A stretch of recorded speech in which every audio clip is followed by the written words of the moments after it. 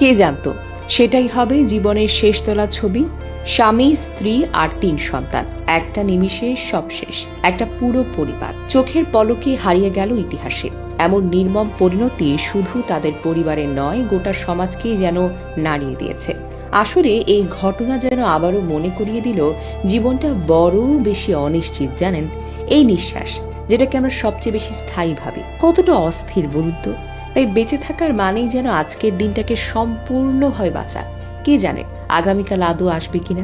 গত বৃহস্পতিবার উন্মুক্ত প্লেনটিতে যারা একসাথে যাত্রা শুরু করেছিলেন, হয়তো তারা কখনোই একে অপরকে চিনতেন না, কিন্তু কারো কল্পনাতেও ছিল না এক মুহূর্তে সেই সব অচেনা মুখগুলো এক করে দেবে মৃত্যু। প্রতীক যোশী ও কমি দুজনেই চিকিৎসক। প্রতীক বাবু 2016 সালে লন্ডনে চলে গিয়েছিলেন। কমি দেবীও যাচ্ছিলেন সবকিছু গুছিয়ে, কিন্তু নিয়তি যেন অন্য কিছু লিখে রেখেছিল তাদের জন্য।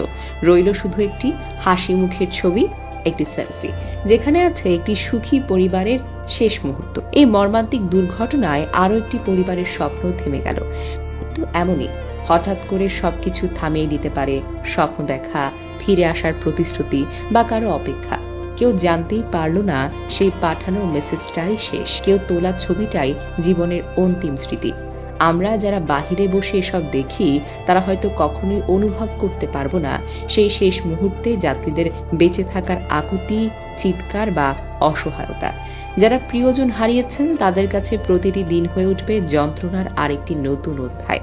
আমরা সবাই অনেক পরিকল্পনা করি, 5 বছর পর ঘুরতে যাব, আগামী বছর একটা নতুন গাড়ি কিনবো, অবসর জীবন নিশ্চিত করতে চাই, কত কিছু ইনভেস্ট করি, তাই না?